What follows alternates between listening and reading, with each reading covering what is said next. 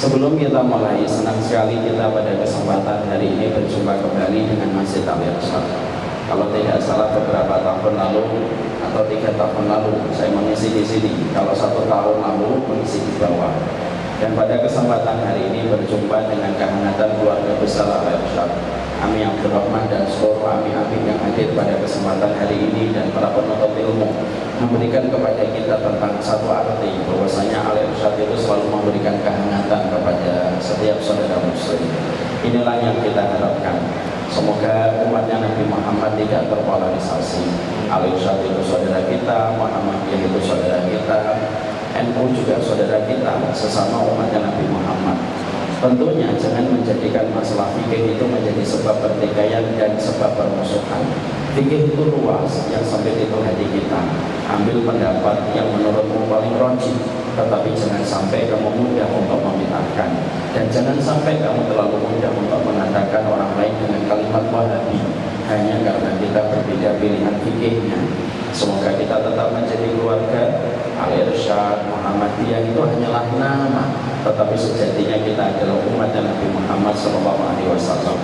Semoga nanti kita balik menuju kepada Allah, tidak ada hati yang iri kepada sesama saudara muslim, tidak ada hati yang hasad kepada sesama saudara muslim, dan semoga ketika nanti kita berdiri di pengadilan Allah, tidak ada satupun yang menggugat kita karena kita pernah menghargai kehormatan mereka ketika di dunia. Nauzubillah.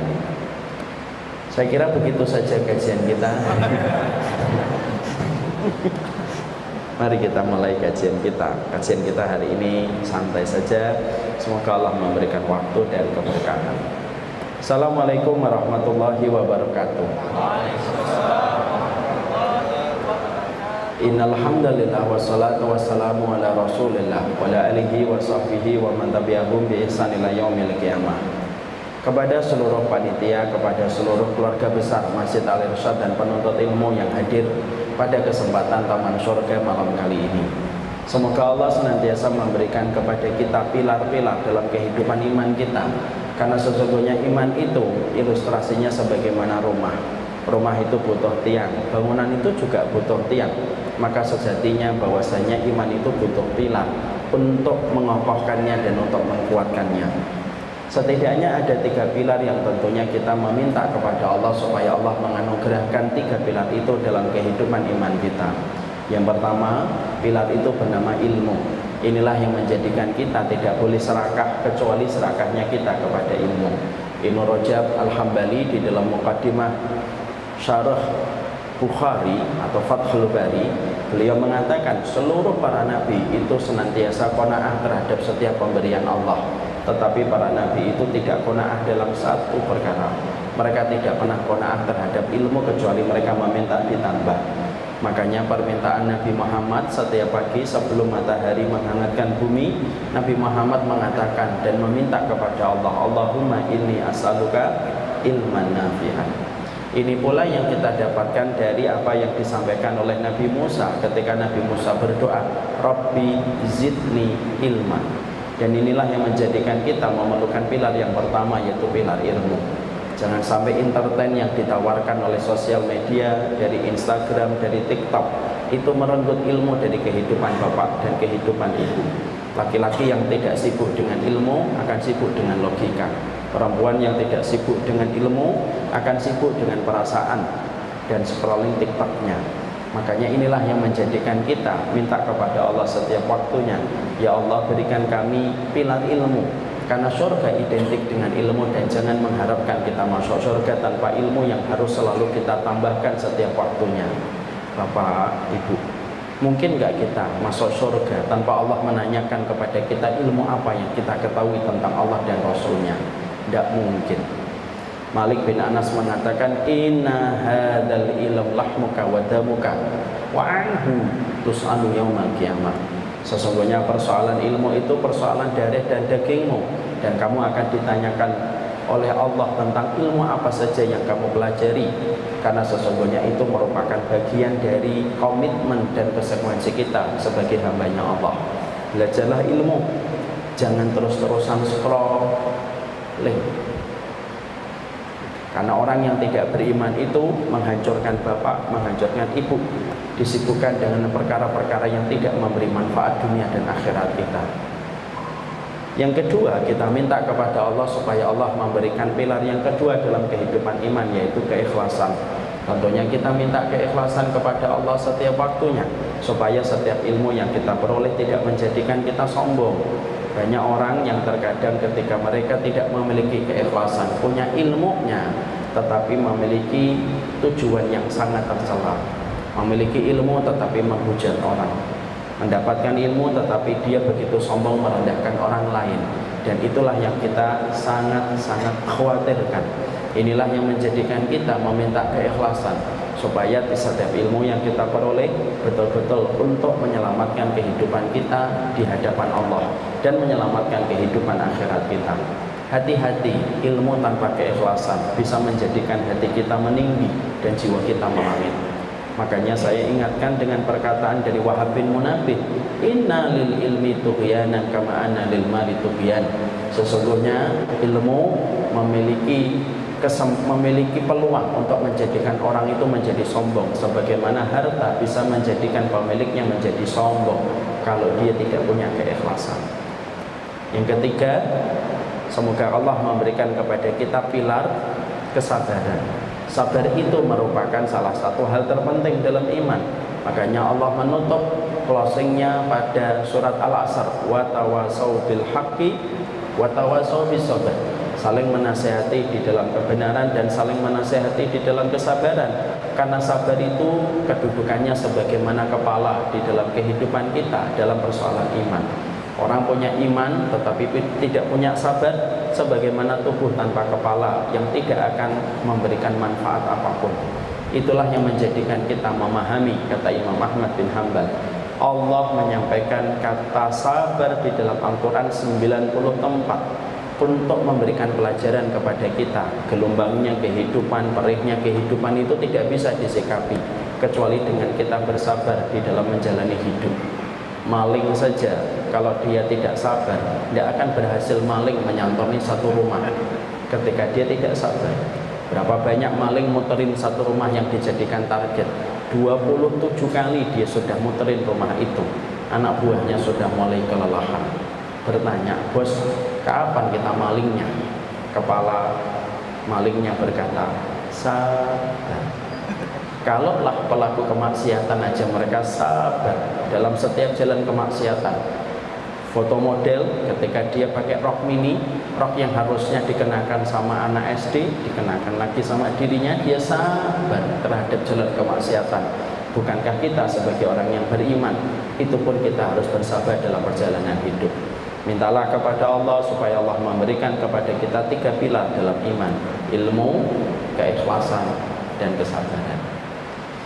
Alhamdulillah, tentunya senantiasa kita bersyukur kepada Allah atas setiap apapun yang Allah berikan kepada kita.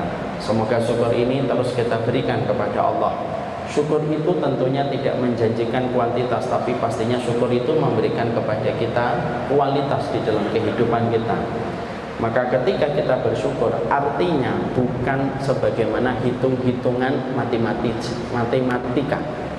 Kalau saya bersyukur 1, saya akan mendapatkan 2. Kalau saya bersyukur punya motor, motor saya menjadi 2. Kalau saya bersyukur punya mobil, mobilnya jadi 2. Itu sebagaimana yang mayoritas masyarakat pahami. Makanya ketika ada satu ayat yang terkenal tentang kesyukuran, la in syakartum la azidannakum, lalu kita menafsirkannya dengan kurang betul. Kalau bersyukur ditambah, berarti kalau saya bersyukur nanti pasti dari 1 menjadi 2. Kalau rumahnya kita syukuri 1, maka rumahnya menjadi 2. Kalau istri kita syukuri, lalu istri kita ibu-ibu nggak ada yang jawab, Pak. Yang jawab. Maka kalau kita bersyukur punya 1 istri jadi 2, bukan itu artinya.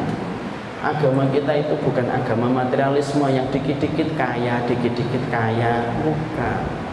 Tapi artinya la in syakartum la azidannakum, itu artinya kalau kamu bersyukur, kami panjangkan bahagianya. walaupun karunia itu sudah lama kita dapatkan, ketika karunia itu kamu syukuri, bahagianya bertahan lama melewati puluhan purnama. Bapak kalau punya mobil bahagia, wajar, karena baru punya mobil. Tapi kalau mobil itu disyukuri, maka mobil itu walaupun sudah 10 tahun, cita rasa bahagianya tetap sama sebagaimana ketika kita pertama kali membelinya. Itulah yang dimaksudkan dengan kata la azidannakum. Kalau kita nikah seneng, iya, makanya ada namanya bulan madu. Karena secara hormon memang sangat mendukung, endorfin, dopamin itu membuat kita bahagia ketika kita baru nikah. Tapi maaf, kalau bapak bersyukur dalam pernikahannya setiap waktu tanpa membandingkan istri kita dan suami kita dengan istri siapapun, maka walaupun sudah berlalu 15 tahun, bahagianya tetap sama sebagaimana dulu ketika kita pertama kali menikahinya. Itulah artinya la azidannakum. Inilah yang menjadikan kita harus paham bahwasanya syukur memberikan kualitas dalam kehidupan, memberikan ketenangan, memberikan kelapangan, dan kita tidak akan pernah gelisah dan kecewa dengan apapun yang kita peroleh, walaupun orang lain mendapatkan lebih daripada yang kita peroleh.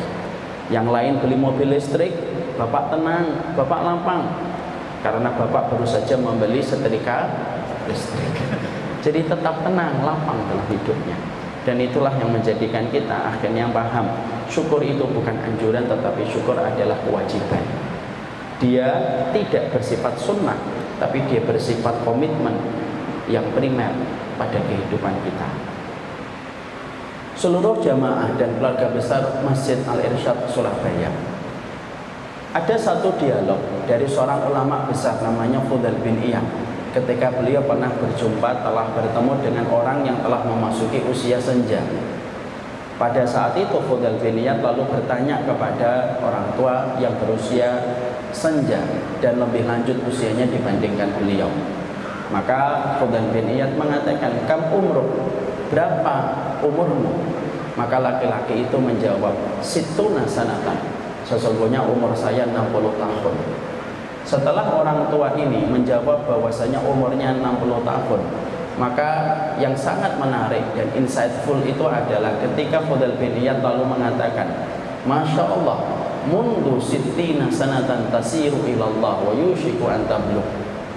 Sesungguhnya langsung Fudhal bin Iyad memberikan jawaban, dan jawaban ini memberikan kepada kita pandangan keilmuan untuk kita. Maka Fudhal bin Iyad lalu mengatakan kepada orang tua itu, "Masya Allah, kamu sudah berjalan selama 60 tahun dan sesungguhnya perjalanan kamu akan sebentar lagi berjumpa dengan penciptamu." Jawaban yang disampaikan Fudhal bin Iyad itu memberikan arti kepada kita bahwasanya ternyata umur bukan sekedar angka, tetapi sesungguhnya umur itu merupakan perjalanan kita menuju kepada Allah. Tidak usah kita pedulikan di angka berapa kita nanti berjumpa dengan Allah, tapi yang pasti yang kita pedulikan apa yang sudah kita bereskan ketika kita akan berjumpa dengan pemberi kehidupan yang telah memberikan kenikmatan di dalam kehidupan kita.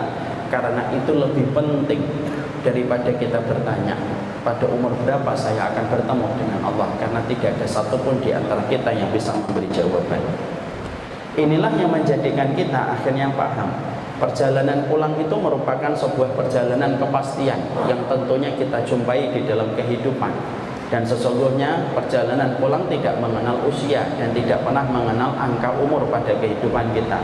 Faruba min salimin mata bi ghairi illatin, faruba min sakimin ashahina min ad-dahr.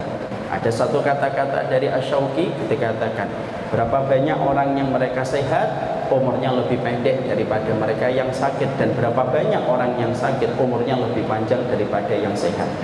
Karena bisa jadi ada orang yang memasukkan kunci motornya di waktu pagi, tetapi yang mencabut kunci motornya orang lain ketika dia bersimbah darah di atas jalan. Na'udzubillah min dzalik, nasallallahu alaihi wasallam. Lalu dia berpindah ke alam barzakh. Bisa jadi ada orang yang memakai gamis di waktu siang, tetapi yang melepaskan gamisnya orang lain di waktu sore ketika dia berganti dengan kain kafan.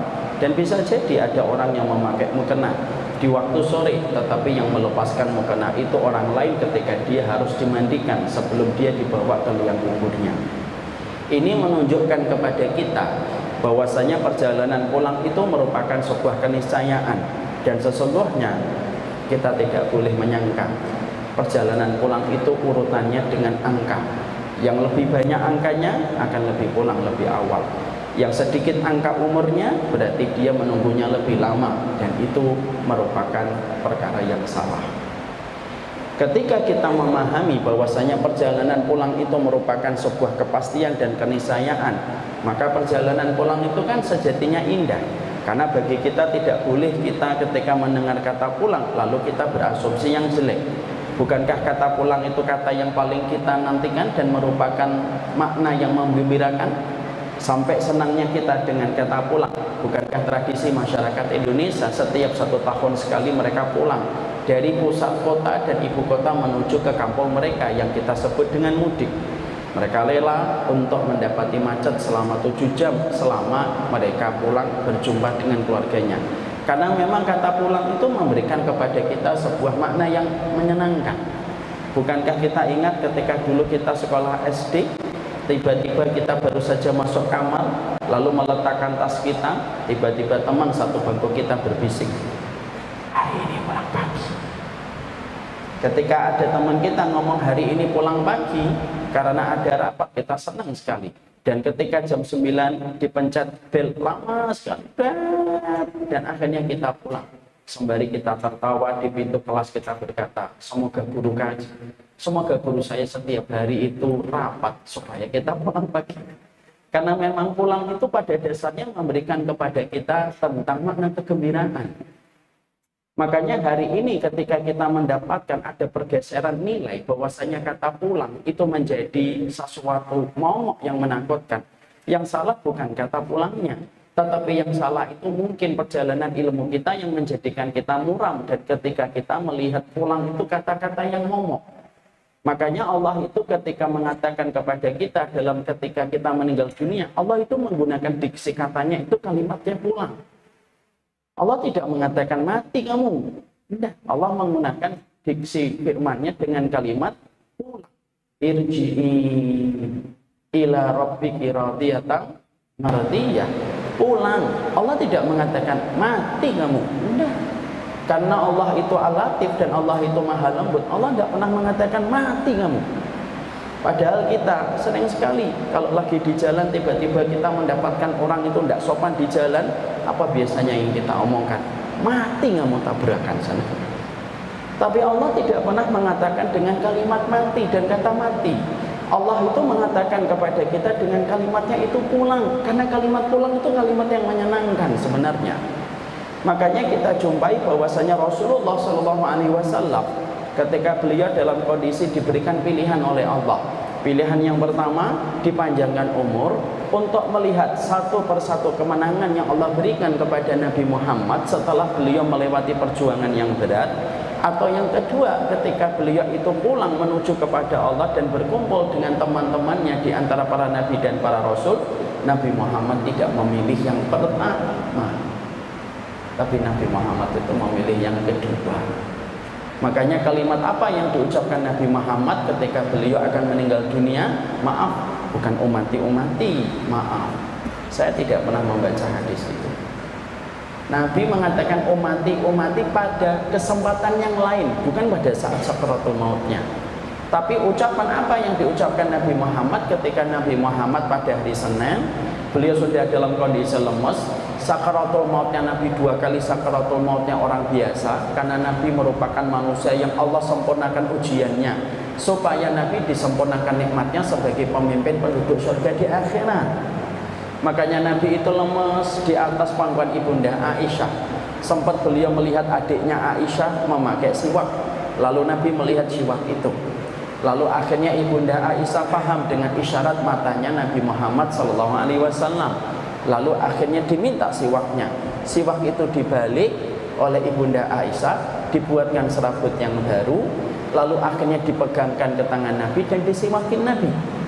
Makanya ludah siapa yang masuk ke mulut mulianya Rasulullah dan lisan mulianya Rasulullah? Lidahnya ibunda Aisyah radhiyallahu anha, disiwakin. Lalu Rasulullah dalam kondisi lemas, lalu Rasulullah akhirnya diangkat tangannya kembali oleh ibunda Aisyah. Lalu akhirnya Rasulullah Shallallahu Alaihi Wasallam dibacakan 3 surat. Yang kebiasaan Nabi kalau sakit membacakan 3 surat, meniupkan kepada kedua telapak tangannya dan mengusapkan ke bagian tubuhnya. Maka 3 surat itu adalah Al-Ikhlas, Al-Falaq, An-Nas, dan masing-masing 3 kali. Ketika Nabi Muhammad sudah dibacakan itu, ditiupkan oleh Bunda Aisyah, lalu diusapkan ke bagian tubuhnya Rasulullah SAW, dan semakin berat sakitnya. Dan sakitnya Nabi pada saat itu di mana Abu Bakar? Abu Bakar sedang berada di Sunuh. Karena pada saat ketika subuh pada waktu hari Senin, Rasulullah itu membaik. Karena Rasulullah itu wafat ketika Rasulullah kondisinya membaik setelah beliau sakit 3 hari. Hari Jumat beliau sakit, hari Sabtu beliau sakit, hari Ahad beliau sakit, hari Senin membaik. Makanya pada hari Senin beliau keluar untuk melaksanakan sholat subuh setelah 3 hari tidak keluar untuk melaksanakan sholat berjamaah di masjid. Dan pada saat itu para sahabat itu mereka gembira karena mereka tidak ada yang menyangka kalau Rasulullah akan meninggal pada hari itu. Makanya maaf kalau ada orang yang mengatakan orang itu kalau akan meninggal dunia 40 hari sudah bisa merasakan. Saya nggak mendapatkan dalil itu. Coba kalau akhirnya itu betul-betul terjadi, Pak. Akhirnya orang nggak mau makan. Kenapa sotonya nggak dimakan? 30 hari lagi meninggal. Sudah ada? Baru mau mukadimah saya. Di sini lagi ya. Kita dulu untuk mendengarkan salat.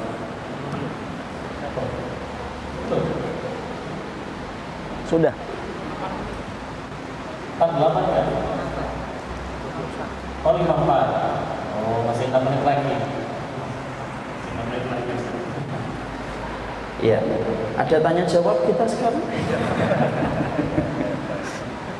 Maka Rasulullah SAW pada saat itu akhirnya membaik. Makanya kalau hari ini kita mengenal fenomena medis bahwasanya orang yang akan meninggal itu biasanya membaik dan meninggalnya pada saat membaik itu Rasulullah. Makanya lampu itu kalau mau mati biasanya apa? Terang. Makanya kalau bapak-bapak tadi pagi ada yang ngomong hari ini seger banget, hati-hati. Karena pada dasarnya saat itu Rasulullah membaik. Makanya ketika saat itu Abu Bakar minta izin pergi ke Sunuh. Di dalam kitab Bidayatul Mujtahid dibahas Sunuh itu siapa? Karena beliau pergi ke istrinya yang keempat ketika selama 3 hari menggantikan posisinya Nabi, tidak bisa untuk bertandang kepada istrinya yang keempat yang ada di perbatasan kota Madinah. Umar bin Khattab kemana? Umar bin Khattab beliau bermuamalah. Dan memang tidak ada yang menyangka kalau hari itu Nabi meninggal dunia. Makanya setelah itu Rasulullah masuk dan kondisinya semakin berat, secara cepat hitungannya sudah per menit, per menit itu. Makanya akhirnya beliau di atas pangkuan itu setelah disiwakin, dibacakan 3 surat, datang Fatimah. Dan Fatimah ketika melihat posisi bapaknya di atas pangkuan ibu sambungnya, nangis. Jadi nangis itu bukan aib. Kalau ada anggota keluarga kita melihat ibunya sakit nangis, jangan ditahan. Maka Fatimah itu nangis. Dan ketika Fatimah itu nangis, maka Rasulullah memberikan isyarat supaya Fatimah mendekatkan kupingnya kepada mulutnya Rasulullah. Dan ketika mendekatkan kupingnya, pada saat itu malah justru tangisannya Ibunda Aisyah semakin menjadi-jadi. Ketika Rasulullah melihat putri kesayangannya semakin menjadi-jadi dalam tangisannya, Nabi memberikan isyarat kembali supaya Ibunda Fatimah mendekatkan kupingnya kembali ke mulutnya Rasulullah yang mulia. Dibisikkan yang kedua, dan ketika bisikan yang kedua diberikan kepada telinganya Fatimah, barulah Ibunda Fatimah itu mengurangi isak tangisnya. Apa yang dibisikkan pertama yang membuat Fatimah tambah menangis? Pada bisikan yang pertama, Ibunda Fatimah mendapatkan bisikan dari Nabi Sallallahu Alaihi Wasallam. La karfa la fiki ba'da hadal yaum ya Fatimah. Sudah Fatimah, rasa sakit dan rasa kepenatan dan kesulitan yang dirasakan bapakmu setelah hari ini tidak ada lagi. Berarti itu sudah memberikan isyarat bahwasanya Nabi pada hari itu akan meninggal dunia. Apa isyarat dan bisikan yang kedua yang menjadikan akhirnya Ibunda Fatimah itu beliau mengurangi isak tangisnya? Bisikan yang kedua itu adalah innaki min ahli aqrabu minni lahuqan. Sesungguhnya kamu adalah anggota keluargaku yang nanti akan cepat nyusul aku, wahai Fatimah. Dan beliau tidak sampai 1 tahun menyusul baginda Nabi sallallahu alaihi wasallam. Itulah yang menjadikan kita paham bahwasanya kita menjumpai perjalanan pulang itu betul-betul merupakan yang indah. Makanya setelah itu Rasulullah lebih memilih untuk pulang bersama dan berjumpa dengan keluarganya dari keluarga para nabi dan para rasul. Dan apa ucapan Nabi ketika Nabi Muhammad itu akan meninggal dunia? Sekali lagi bukan ummati, tapi ucapan Nabi adalah Allahumma ila rafiqil a'la. Jatuh tangannya Rasulullah SAW ke sebelah kanan, bergeser pipinya Nabi ke pahanya ibunda Aisyah radhiyallahu anha, dan saat itulah mendung kota Madinah dengan kesedihan. Tapi Nabi memilih pulang. Jadi kata pulang itu merupakan kata yang sebenarnya bukan sesuatu yang menakutkan. Kata pulang itu merupakan sesuatu yang sifatnya menggembirakan. Makanya Allah memilih kata itu dan diksi itu di dalam firman-Nya supaya memberikan gambaran kepada kita bahwasanya kita itu tidak kemana-mana kok. Kita itu hanya pulang. Kenapa kematian itu menakut?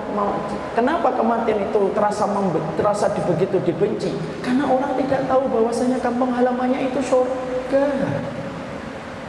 Sehingga ketika kita memahami bahwasanya kalimat pulang atau kata pulang itu memiliki makna yang menggembirakan untuk kehidupan hati kita, itulah yang menjadikan kita memahami bahwasanya pulang itu sebuah kepastian dan sebuah keniscayaan. Settingan yang Allah berikan kepada tubuh kita itu settingannya untuk pulang. Makanya dijadikan tubuh kita yang kita miliki pada fisik ini nggak akan kita pakai nanti pada kehidupan di akhirat. Karena fisik kita akan diganti dengan fisik yang baru, yang sesuai dengan konteks kehidupan kita nanti pada kehidupan di akhirat. Lah settingan tubuh kita itu settingannya untuk mati. Ketika kita mengenal rambut yang hitam menjadi beruban, ketika mengenal kulit yang kencang menjadi kendor, itu semuanya settingan kematian. Karena kematian itu fitrah di dalam kehidupan. Ketika kehidupan itu harus mengenal kematian. Kalau kita tidak mengenal kematian, Pak, kita tidak akan pernah merasakan nikmatnya dan manisnya kita untuk panen atau semua cocok tanam dari ketaatan yang kita lakukan dalam hidup. Kalau kita tidak merasakan mati dan panjang umurnya terus, kita akan pernah dan kita merasakan kebosanan. Ada seorang kakek-kakek dari Klaten umurnya 90 tahun. Lalu ketika ada satu sorot video mengomentari dan bertanya sama beliau, "Mbah, pinginnya apa, Mbah?" Jawabannya apa? Jawabannya ngomong, "Pingin mati." Karena mati itu fitrah. Pulang itu fitrah. Makanya jangan sampai akhirnya pemikiran orang yang tidak beriman dan tidak yakin pada kehidupan babak kedua itu menjajah pikiran kita. Kita disuruh benci pada kematian. Kita disuruh benci dengan kata pulang.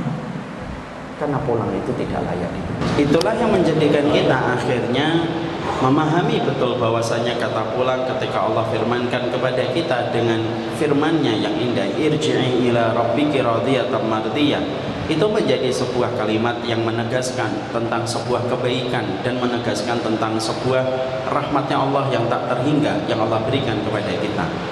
Sekali lagi bahwasanya tubuh kita disetting oleh Allah bukan untuk hidup selama-lamanya, tetapi Allah memberikan kepada kita settingan tubuh yang memang Allah ciptakan tubuh ini bertahan sebentar pada kehidupan dunia sebelum kehidupan ruh kita melanjutkan pada kehidupan babak berikutnya, yaitu adalah kehidupan barzakh. Makanya maaf, Bapak dan Ibu sadar nggak? Kenapa umurnya Nabi Muhammad, umatnya, dan Nabi Muhammad diberikan umur yang pendek? Tidak sebagaimana umur umatnya, Nabi-Nabi dan Rasul sebelum beliau. Ini merupakan tanda rahmatnya Allah. Dan saking besarnya rahmatnya Allah kepada kita, kita tidak diberikan umur kehidupan di dunia itu panjang sekali. Kita tentunya tidak bisa membayangkan kalau kehidupan kita itu panjang sekali, kita tidak pulang-pulang. Kalau kita akhirnya mendapatkan umur sebagaimana mungkin umat sebelum Nabi Muhammad 1650 tahun, Bagaimana penatnya kita menjalani kehidupan. Makanya kita diberikan umur oleh Allah. Kita diberikan umur oleh Allah Subhanahu wa taala antara 60 dan 70 dan sedikit yang melewati angka itu karena Allah rahmat. Diciptakan kita tidak terlalu lama pada kehidupan kita di dunia yang penuh dengan ujian, tapi balasannya sempurna sebagaimana umat sebelum Nabi Muhammad. Ibu bisa bayangkan nggak kalau ibu hidupnya 1600 tahun, lalu ibu diuji dengan suaminya, lalu saya mengatakan, sabar ya bu. Ya Allah Ustadz, sudah 743 tahun saya sabar. Itu beratnya sekali dalam kehidupan kita. Inilah yang menjadikan kita akhirnya memahami dan mengerti betul bahwasanya Allah itu memberikan kepada kita kalimat pulang itu kalimat untuk memberikan hiburan. Itulah pula yang menjadikan kita mendapatkan Nabi Muhammad lebih memilih pulang dibandingkan beliau melihat setiap kemenangan demi kemenangan yang Allah berikan kepada dakwahnya Nabi Muhammad, karena pulang itu menyenangkan. Karena ini merupakan perjalanan kita pulang menuju kepada Allah, tentunya banyak perkara yang harus kita bereskan dulu. Karena membereskan perjalanan pulang itu memberikan kepada kita banyak kebaikan, supaya ketika kita pulang kita tidak meninggalkan banyak PR, dan PR itu menjadi pemberat ketika kita bertemu dengan pemilik kehidupan. Kalau kita misalkan nyewa satu rumah, lalu ketika kita meninggalkan rumah itu dan mengosongkan rumah itu dalam kondisi berantakan dan banyak rusaknya, mungkin kita akan dipanggil lagi oleh pemilik rumah, dan pemilik rumah akan mengatakan, tanggung jawab dong, sewa sudah saya kasih 2 tahun, harganya murah, kamu kosongkan rumah ini dalam kondisi porak-poranda, atapnya bocor, temboknya hitam. Rapikan dulu supaya transaksi muamalah kita berjalan sebaik-baiknya. Itu merupakan analogi yang sederhana. Pulang itu bukan hanya sekedar pulang, tapi pulangnya kita itu harus tahu apa yang harus kita lakukan, karena kepulangan itu merupakan sebuah keniscayaan dan kepastian. Dan itulah yang menjadikan kita, kenapa materi kita untuk saya dan untuk kita semuanya, materi kita adalah beberes sebelum pulang, karena kepulangan itu adalah kepastian dan keniscayaan, dan kepulangan itu harus membereskan apa yang harus kita bereskan sebelum jatahnya pulang. Allah perdengarkan kepada kita. Bapak-bapak dan ibu, kalau sudah melewati 40, ada seorang ulama yang mengatakan, kalau orang sudah melewati 40, ketukan pertama kematian sudah diperdengarkan. Kalau orang sudah melewati 50, kedua ketukan kematian sudah diperdengarkan. Kalau orang sudah melewati 60, berarti 3 ketukan kematian sudah diperdengarkan. Dan sedikit sekali yang melewati ketukan yang keempat di antara umatnya Nabi Muhammad. Ini untuk kita aja ya Pak, jangan sampai nanti kalau ketemu orang umurnya berapa? 50, 2 ketukan. Jangan gitu. Maka sesungguhnya ketika kita memahami bahwasanya pulang itu merupakan perkara yang harusnya menyenangkan, karena kita pulang dari sempitnya dunia kepada lapangnya kehidupan akhirat, maka kita harus membereskan 2 perkara.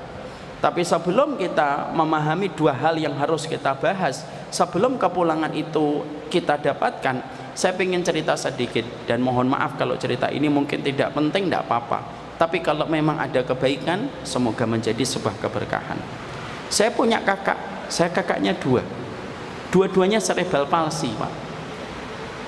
Yang laki-laki sekarang umurnya 57 tahun, kondisi kejiwaannya kayak anak di bawah 3 tahun. Bagi yang dekat dengan saya pasti kenal kakak saya. Nama yang pertama itu Mas Yusar, laki-laki, kayak anak kecil 3 tahun. Kalau jalan pelan-pelan, kalau lagi marah dan tantrum dia lepas bajunya dalam kondisi telanjang. Itu kakak saya pertama. Kakak saya kedua perempuan, namanya Mbak Risma, harusnya sekarang umurnya 52 tahun atau 53 tahun. Pada saat Covid Delta, beliau wafat. Beliau sama kayak anak 3 tahun. Dua-duanya fisiknya kayak orang sudah tua, tapi kejiwaannya kayak anak kecil. Makanya beliau ini tidak terkena beban. dalam ibadah, karena tidak termasuk orang yang mendapatkan taklif di dalam urusan ibadah. Tapi Masya Allah, kedua kakak saya masih disisakan fitrahnya seminimal mungkin oleh Allah. Kakak saya laki-laki senangnya apa? Senangnya kunci, senangnya sabuk, senangnya sepatu. Kakak saya perempuan, fitrahnya masih disisakan oleh Allah dalam batas yang minim. Kakak saya perempuan senangnya boneka, senang itu peralatan dapur, dan senang sama anak kecil.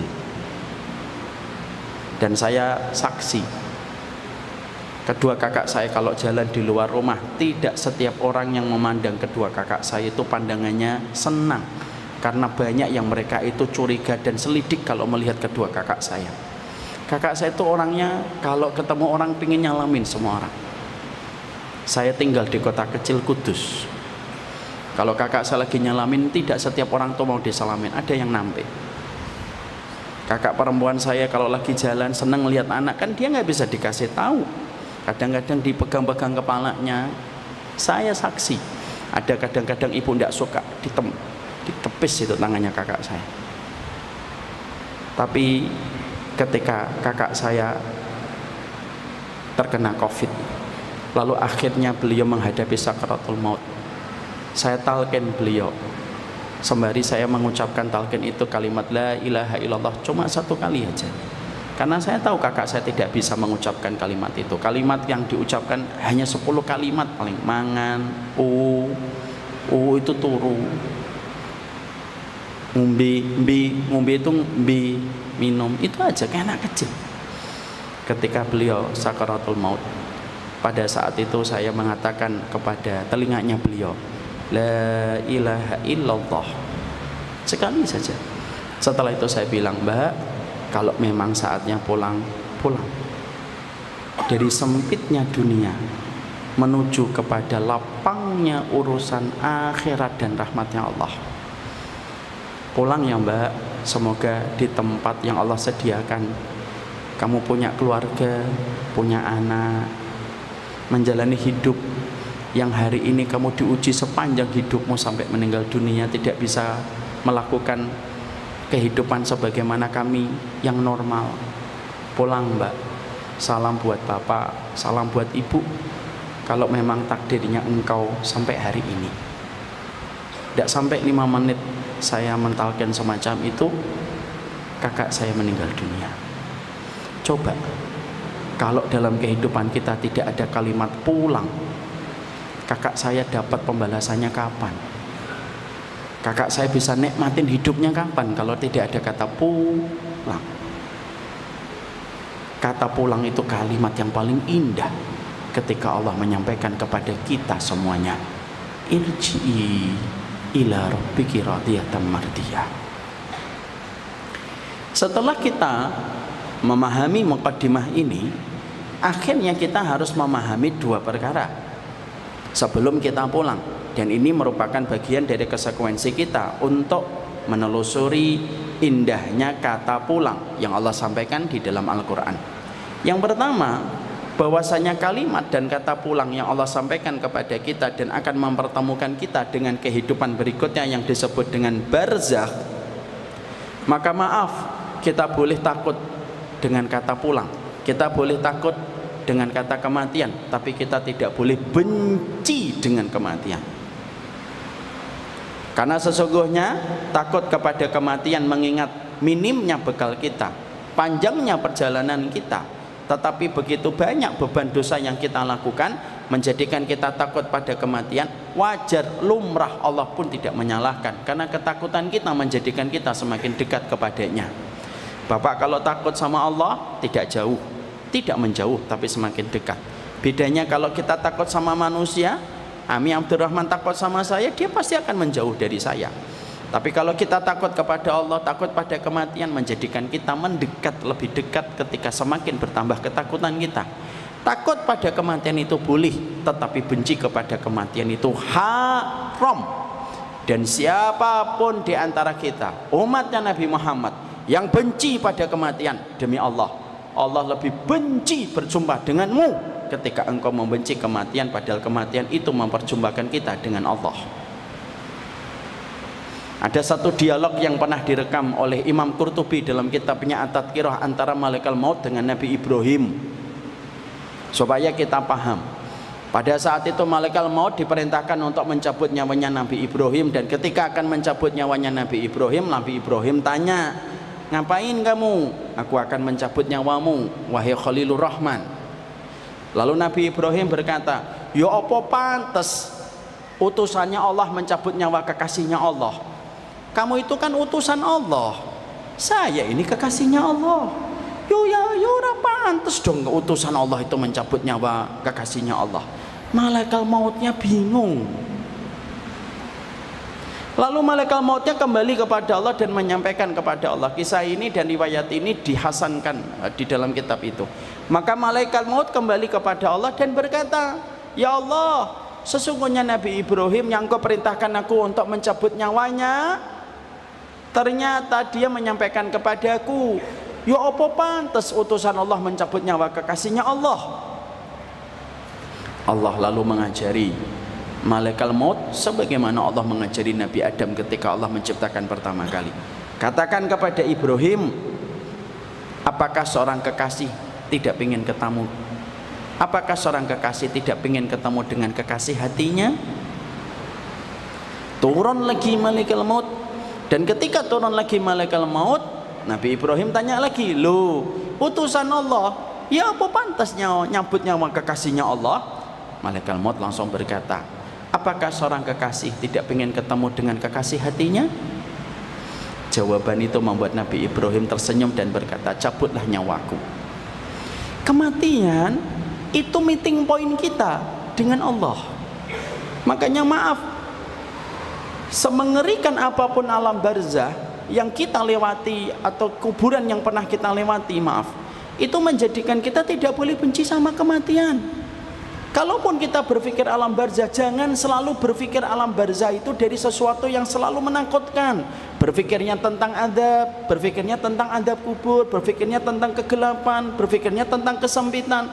Tapi kita tidak melihat riwayat-riwayat yang lain yang menggambarkan betapa indahnya kehidupan alam barzah selama kita tidak mengingkarinya dan selama kita bertobat atas setiap dosa dan kemaksiatan. Bapak dan Ibu, ada satu dialog bagus banget dari seorang ulama di dalam kitab.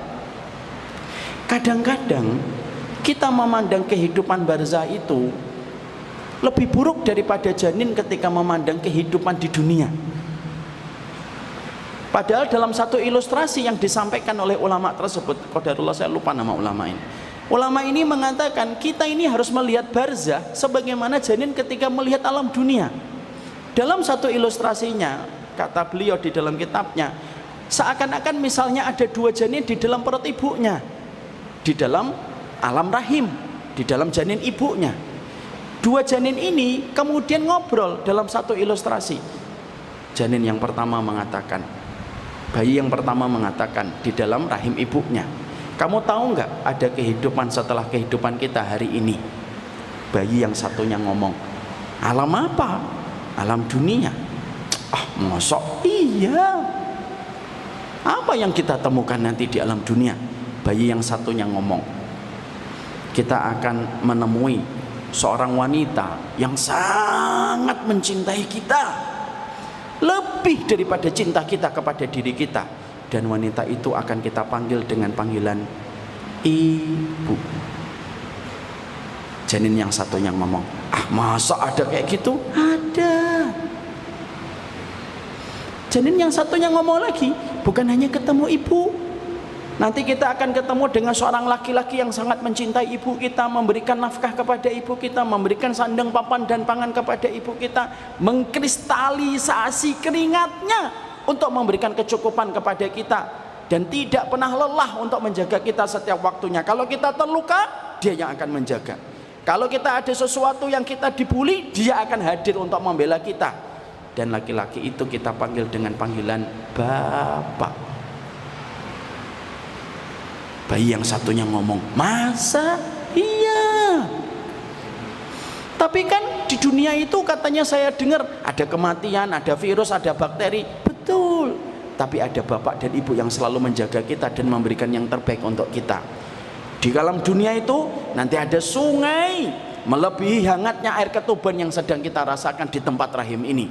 Di dunia itu nanti ada samudra, ada danau, ada buah-buahan, ada air susu, semuanya lebih indah dan jauh lebih luas daripada tempat kita sekarang ketika kita berada di rahim, di tempat yang bernama rahim ini. Bayi yang satunya lalu berkata, tapi kita harus melewati sempitnya jalan keluar dengan resiko kematian yang akan kita dapatkan. Tapi kalau kita keluar, insya Allah kita akan ketemu dengan semua yang aku ceritakan itu. Bayi Pak ketika keluar, pertama kali nangis. Sebagian riwayat katanya ditampar oleh setan. Sebagian mengatakan apa? Kata Maqul rahimahullah ta'ala, kenapa bayi pertama kali ketika keluar itu nangis? Karena dia merasa asing di tempat yang baru. Tapi dia merangkak di atas tubuh ibunya, diberikan air susu. Lalu dia merasa tenang dan dia melanjutkan kehidupan di dunia. Dan ulama tersebut mengatakan setelah dia di dunia tidak ada lagi bayi pengen kembali kepada kandungan ibunya, karena saking indahnya dunia dibandingkan rahim ibunya ketika dia berada di tempat itu selama 9 bulan. Sama Pak, ulama ini ngajak kita sama, mandang kematian itu harus dengan pandangan yang utuh. Memang betul kita adalah pendosa, tapi kita punya Allah yang sifat rahmatnya Allah melebihi sifat ibu kita. Kita memang pendosa, tapi kan kita pulang menuju kepada Allah yang sifatnya Allah lebih daripada bapak kita. Makanya perjalanan pulang kita harus beres dulu. Jangan membenci kematian, karena membenci kematian itu dosa besar. Membenci kematian itu kamu enggan berjumpa dengan pemilik kehidupan yang memiliki sifat rahmat lebih daripada ibumu dan bapakmu. Jangan takut sama kematian boleh, tapi benci pada kematian itu tidak boleh. Makanya kata para ulama apa? Ada nggak bayi yang pengen kembali ke kandungan ibunya? Gak ada. Bapak pernah nggak ketika kecewa gitu bapak ngomong pengen kembali ke kandungan ibu? Ditoyor sama ibu antum. Karena sesungguhnya itu merupakan perkara untuk menjelaskan kepada kita sama. Orang kalau sudah mati, mereka merasakan kenikmatan. Gak ada yang pengen kembali pulang, gak ada yang pengen kembali ke dunia. Karena memang apa? Dunia itu sangat berbeda dengan kehidupan barzah. Allah menjadikan setiap perpindahan satu alam kepada alam berikutnya, alam yang setelahnya itu lebih baik daripada alam sebelumnya. Alam janin, alam rahim, lalu dijadikan setelahnya alam dunia. Alam dunia lebih baik daripada alam rahim. Alam dunia setelahnya alam barzah. Insya Allah bagi orang yang beriman, alam barzah lebih baik daripada alam dunia. Dan Allah jadikan nanti alam akhirat itu lebih baik bagi orang yang beriman daripada alam barzah. Sehingga ketika kita memahami itu, maka penting bagi kita memandang kematian dengan sudut pandang kegembiraan. Itu merupakan sebuah nilai pahala dan keridhaan yang Allah berikan kepada kita. Gembira di ruang kematian itu kemuliaan, karena sesungguhnya ketika kita bergembira pada ruang kematian, itulah yang menjadikan Allah pun akan senang untuk menyambut kita. Faman ahabba liqa Allah ahabba liqa'ah, faman kariha liqa Allah karihallahu liqa'ah. Siapapun yang senang berjumpa dengan Allah, Allah pun akan senang berjumpa dan bertemu dengannya. Tapi siapapun yang benci akan bertemu dengan Allah, Allah pun akan lebih benci berjumpa dan bertemu dengannya sebagaimana dia benci ketika akan bertemu dengan Allah. Jangan benci pada kata-kata pulang. Dari sempitnya dunia menuju kepada lapangnya urusan barzakh dan rahmatnya Allah. Dan itu yang pertama yang harus kita bereskan, cara kita memandang kehidupan barzakh. Yang kedua yang harus kita lakukan setelah kita tahu bahwasanya kata pulang tidak lagi semengerikan mungkin selama ini ketika kita belum paham ilmunya, setelah kita mencoba untuk berdamai dengan kata-kata pulang yang sering Allah sampaikan di dalam Al-Quran, irji'i, ketika Allah sampaikan di dalam ayatnya, yang kedua yang harus kita lakukan dan harus kita kerjakan itu, yang kedua apa? Memastikan bahwasanya kita bisa merapikan dengan beramal, dan beramalnya tidak boleh hanya sekedar beramal. Waktu kita sudah tidak panjang, dan waktu kita bisa jadi tidak sepanjang waktu yang sudah kita lewatin. Dan kita tidak boleh sekedar hanya beramal. Amal itu tidak boleh apa adanya, dan amal itu tidak boleh ala kadarnya. Tapi ketika kita paham bahwasanya kata pulang itu sebuah kepastian, maka sesungguhnya mengatur strategi amal itu penting, supaya waktu yang tersisa sebelum jatahnya pulang nanti datang kepada kehidupan kita, investasi kita itu cukup untuk menjemput rahmatnya Allah. Saya umurnya sudah 46, walaupun wajah saya kelihatan 45, tapi saya 46. Tapi pada dasarnya waktu yang mungkin saya telah tinggalkan dengan waktu yang tersisa mungkin tidak sepanjang yang saya tinggalkan. Ketika kita juga mungkin sama, bahwasanya waktu yang tertinggal itu tidak sepanjang mungkin waktu yang kita telah tinggalkan. Inilah pentingnya bagi kita untuk bukan hanya sekedar beramal, supaya kita bisa beberes sebelum kita pulang. Karena apa? Kalau kita hanya apa adanya dan ala kadarnya, ketika jatah pulang sebentar lagi datang, kita khawatir bahwasanya semua persiapan yang kita berikan tidak cukup untuk menjemput rahmatnya Allah. Strategi amal itu penting, sebagaimana strategi bisnis itu penting. Bapak dan Ibu, saya tanya sama Bapak Ibu, kantor pos Indonesia ini hanya contoh saja, tahun berapa dia berdiri? 1950 kurang lebihnya lah. Berarti sudah hampir 80 tahun kantor pos sudah berdiri dengan seluruh bentuk interaksi ekonomi yang mendatangkan profit. Saya tanya, ini hanya perbandingan, maaf saya menyebut merek, Gojek, berapa lama dia sudah berdiri? 10 tahun. Terbentang jarak 70 tahun bedanya antara kantor pos dengan kantor Gojek. Tapi kalau kita tanya, mana valuasi di antara kedua perusahaan ini, mana yang paling tinggi? Valuasinya kantor pos mungkin hanya 1 triliun minus fasilitasnya. Tapi kalau kita tanya valuasi Gojek, nilainya nggak mungkin 1 triliun Pak, puluhan triliun kalau hari ini dia dijual sahamnya. Kenapa Gojek 10 tahun valuasinya bisa mencapai angka puluhan triliun? Kantor pos yang sudah 80 tahun valuasinya itu jauh di bawah Gojek. Karena itu dibedakan oleh strategi. Makanya yang kedua yang harus kita lakukan itu apa? Kita harus mengatur strategi. Apa yang harus kita lakukan sebelum pulang, dan strategi amal apa yang kita harus prioritaskan sebelum kita pulang. Karena Nabi itu memberikan kepada kita culture di dalam sunnah, bahwasanya kita tidak hanya beramal dan sekedar beramal, tapi kita itu beramal dengan amalan yang paling Allah cintai, supaya kita mendapatkan profit dari dalam amal itu untuk menjemput rahmatnya Allah. Makanya Bapak dan Ibu, Bapak Ibu tahu ada doanya Nabi yang sangat indah dalam riwayat Imam Ahmad. Allahumma inni as'aluka hubbaka wa hubba man yuhibbuka wa hubba amalin yuqarribu ila hubbika. Nabi itu mengajarkan kita tentang satu doa yang bagus banget. Nabi itu memohon kepada Allah 3 cinta, Pak. Ya Allah, aku memohon kepadamu cintamu. Yang kedua, aku memohon kepadamu cinta orang yang mencintaimu. Cintanya orang soleh itu penting. Makanya sama orang soleh itu mendekat. Aku memohon cintanya orang yang mencintaimu ya Allah. Yang kedua. Yang ketiga, perhatikan, wa hubba amalin yuqarribu ila hubbika, kata Rasulullah.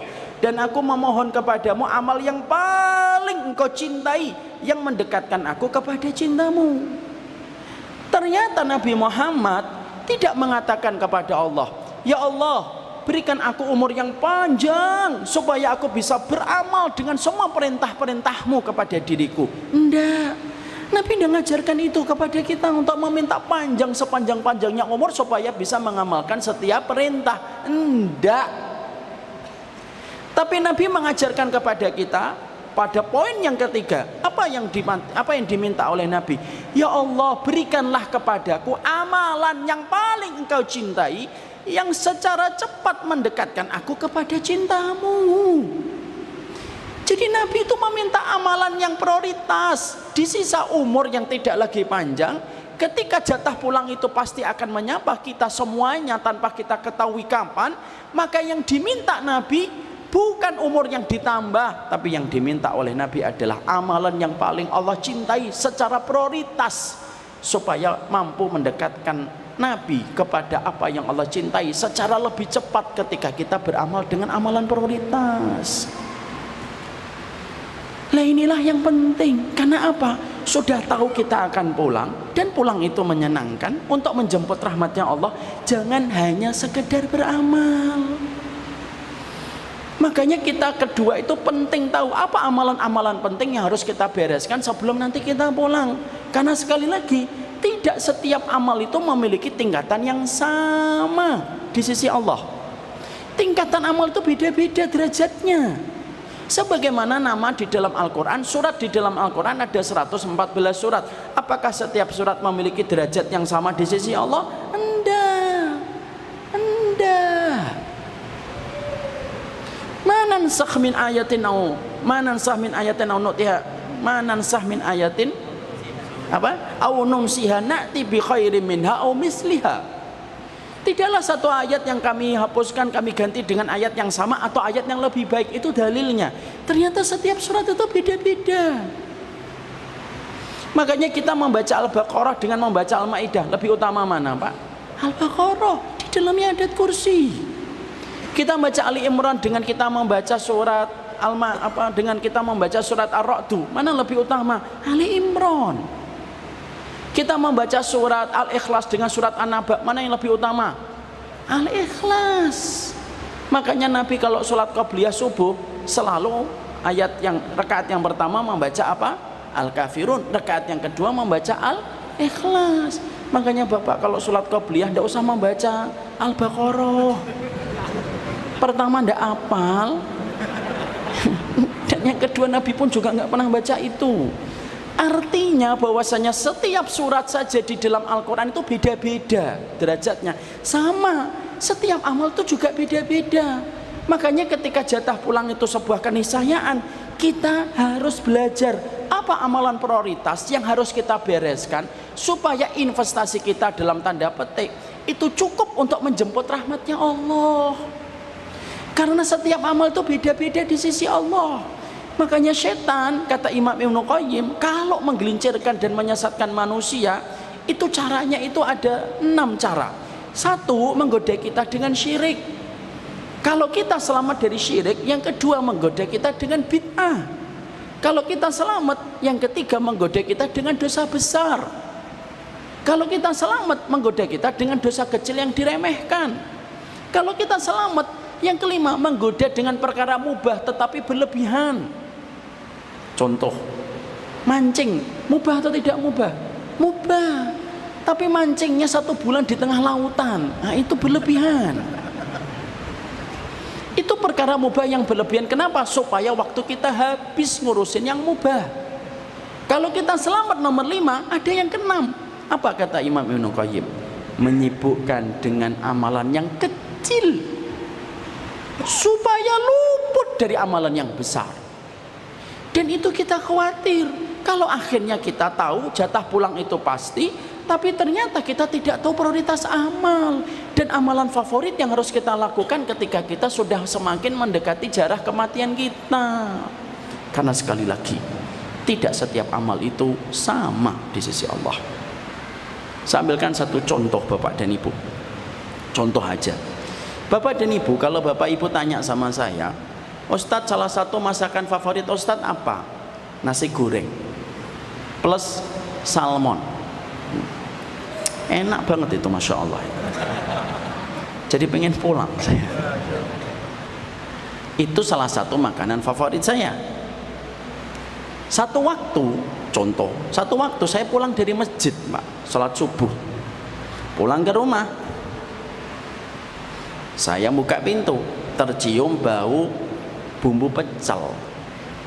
Saya tanya dong sama istri, masak apa? Bu, panggilan saya sama istri Bibu. Panggil, masak apa Bu? Masak pecel. Pecel saya suka, tapi maaf, pecel bukan makanan favorit saya. Maaf ya kalau yang beda enggak apa-apa, tapi saya bukan favoritnya pecel. Kalau ada di antara bapak dan ibu penggemar pecel ya enggak apa-apa, kita tetap saudara. Ketika saya makan pecel, kira-kira lahap banget atau biasa? Biasa. Ketika istri saya ngomong, nambah Bi? Enggak, sudah cukup. Ketika terima kasihnya standar, jazakillah khair ya, terus ke atas, siap-siap melakukan aktivitas. Kenapa biasa terima kasihnya? Karena pecel. Hari berikutnya saya pulang subuh, habis sholat subuh saya pulang, masuk rumah, lalu tercium bau nasi uduk. Uduk ini, saya nanya istri saya, masak apa Bu? Uduk. Makan Bi? Iya. Uduk saya suka, tapi bukan makanan favorit saya. Makan Bi? Makan. Makan saya biasa. Nambah Bi? Enggak. Terima kasihnya biasa. Thanks ya. Karena uduk bukan makanan favorit saya. Hari yang ketiga Pak, saya pulang dari masjid sholat subuh, baru buka pintu, tercium bau bawang merah dan bawang putih bertemu jodohnya di atas wajah. Kira-kira mata saya berbinar atau tidak berbinar? Berbinar. Baru jalan, saya mencium salmon digoreng. Sreng. Enak sekali itu. Lalu saya tanya, dan ketika tanya kira-kira berbinar-binar atau tidak? Berbinar-binar. Saya nanya, masak apa Bu? Masak nasi goreng, salmon, favoritnya Abi. Kira-kira mata saya berbinar enggak? Iya. Kira-kira mata saya ikut bicara enggak? Ikut bicara. Makan saya.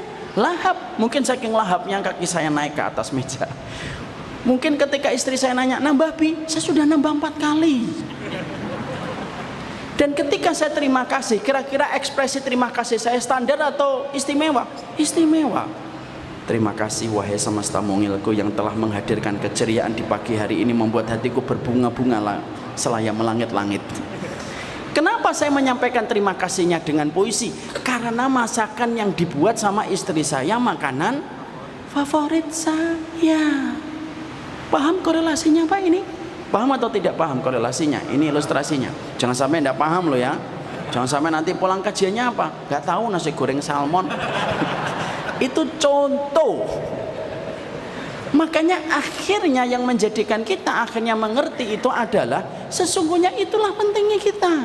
Makanya yang kedua yang harus kita lakukan dan harus kita mengerti, kalau perjalanan pulang itu sudah semakin dekat dan pulang itu identik dengan meeting point kita, ketemu dengan Allah, dan siapapun yang gembira di ruang kematian ketika dia mendekati ruang kematian itu, maka dia pasti ketika bergembira memandang kematian sebagai jalan pulang, dia memperbaiki skala prioritas amalnya sebelum dia pulang. Karena apa?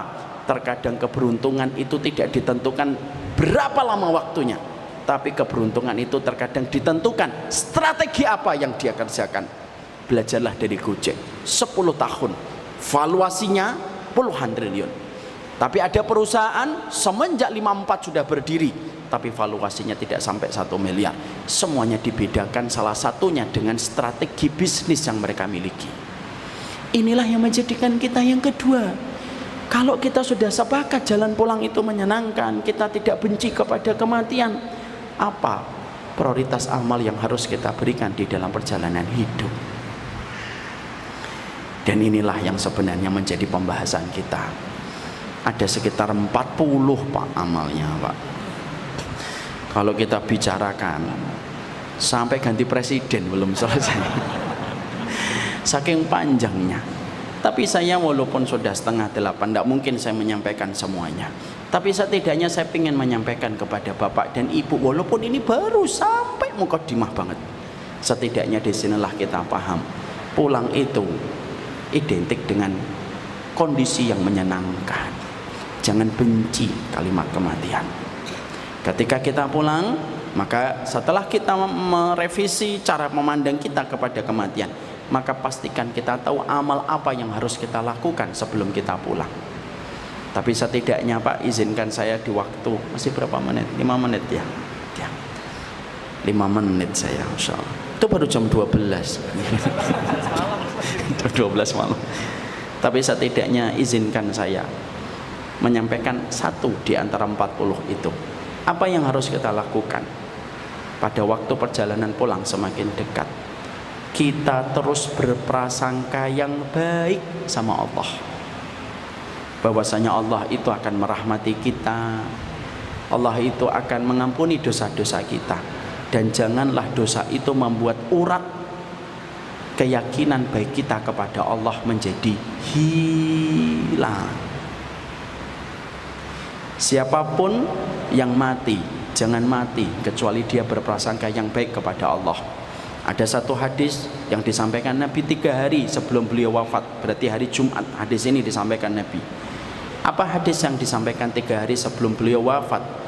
La yamutanna ahadukum illa wa huwa yuhsinu dhanna billah. Kata Nabi kepada kita 3 hari sebelum beliau wafat, jangan sekali-kali mati kecuali kamu berprasangka yang baik kepada Allah terhadap seluruh perjalanan hidupmu yang telah kamu lewati dan perjalanan hidupmu yang akan datang. Nabi pernah menjenguk seorang pemuda. Lalu pemuda itu dalam kondisi sakit berat. Lalu Nabi bertanya kepadanya, apa yang kamu rasakan? Pemuda itu berkata, aku merasakan ketakutan kepada dosaku, tetapi aku berprasangka terhadap rahmatnya Rabbku. Maka seketika Nabi Muhammad itu berkata, engkau akan diamankan dari apa yang kamu takutkan, tetapi kamu akan diberikan sesuai dengan prasangka baikmu kepada Rabbmu. Apa yang dia takutkan? Dosa. Allah mengamankan dia dari dosanya. Apa yang dia harapkan? Rahmatnya Allah. Allah memberikan kepadanya rahmat. Itulah yang menjadikan kita, memang kita pendosa dan kita terus berusaha meninggalkan kemaksiatan. Tapi jangan pernah kita lupa, kita adalah pendosa yang tidak boleh kehilangan harapan kepada Allah. Hari ini terkadang banyak di antara kita, ketika kita menjadi hambanya Allah, kita mengingat syadidul adabnya Allah, tapi kita lupa dengan ghafarnya Allah. Kita terkadang ingat kepada syadidul adabnya Allah, tapi kita lupa dengan sifat ghafurnya Allah di dalam kehidupan kita. Maka berprasangkalah yang baik tanpa menjadi alasan untuk terus membiasakan kemaksiatan itu.